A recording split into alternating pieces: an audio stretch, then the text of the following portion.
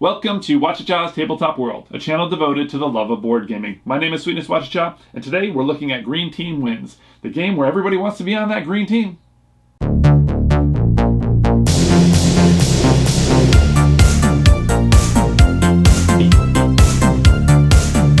The game is played over 15 rounds, and in each round you're going to reveal a question, read it out loud. All the players are going to secretly write down their answer. Now, you're hoping to get the most common answer amongst everyone, maybe not the most factual answer. If you do, you'll get on the green team and you'll score some points. Let's take a look. Each player will get a dry erase player board. They will keep track of their points at the top and use the bottom half to write their answers. They will also get a double-sided board signifying the green team on one side, the orange team on the other. You will deal out 15 cards, one for each round of the game.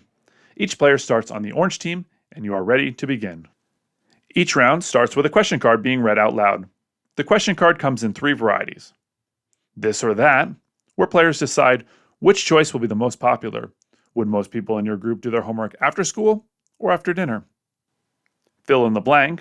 Players will be given a word and a blank, and will have to decide which word to fill in the blank with. In this case, would you put snow day, snowman, snowball, or something else? And the third type of card, best of 3, where players will try to find which of these 3 answers most of the group will write, even if it is a silly question like this. I recommend that players place their markers down to show that they're done. Then, everyone will reveal their answer, and you'll see what the most common or the majority answer was. Then players will score points. But there's a wrinkle. If you are on the orange team and wrote the most popular answer, you score a point. Then you flip your card to the green team side. If you are on the green team, you will score 2 points instead and stay on the green team. If you are on the green team and got an answer wrong, you get no points and get downgraded to the orange team. So in this fictional case, this player scores a point and gets on the green team, this player scores 0 and joins the orange team, and the last 2 players stay on the green team and score 2 points, marking it on their board. Now, there are rules for tiebreakers. You guessed it, the green team always wins, and some other minor situations that have some oddball rules in the rule book. And that's the game. You do that for 15 rounds or 15 of those cards, and the player at the end who has the most points will win the game. So, what do I think about Green Team Wins? Well, let's start with the components. It's an inexpensive game, and the components are what you would expect there. And they work well with the weight and price of the game.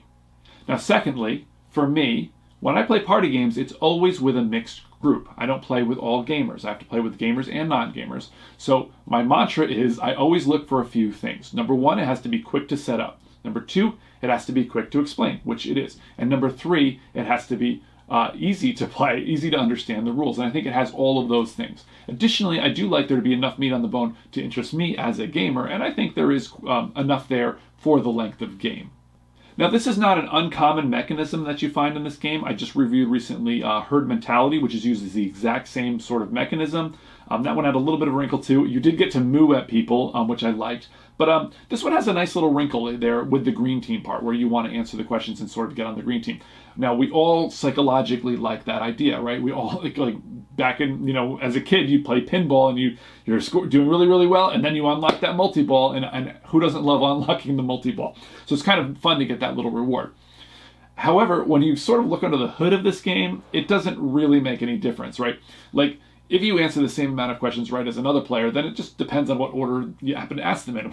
If you happen to match people a couple in a row, then you score a lot more than somebody who didn't. So it really doesn't make a difference. It doesn't change the way you play the game. Your strategy is always going to be, I hope I answer this question correctly. But it's a fun little wrinkle.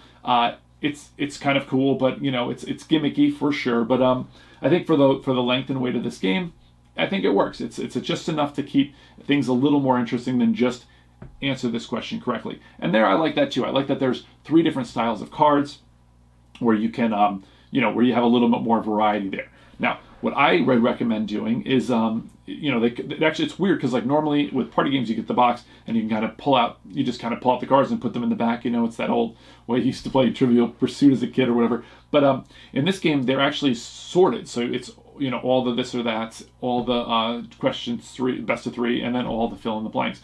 And so actually kind of makes it a little easy because I like to just deal out 5 of each of the kinds, shuffle them up, and then play. And that gives you a little more variety so things don't get a little too stale. Not that it's a light game, but that's just one small thing I think is kind of cool to do. Now, I kind of like the thing about the green team, that breaks the ties, that decides who's right.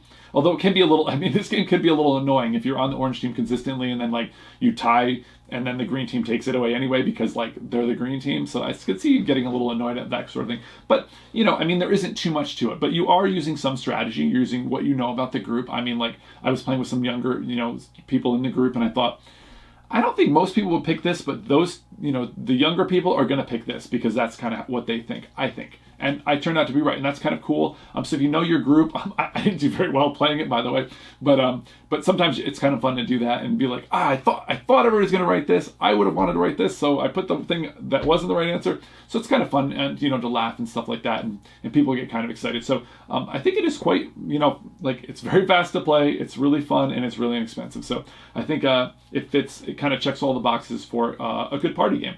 So hopefully this overview and my thoughts here helped you decide whether this game is going to be for you. But for now, I got to roll.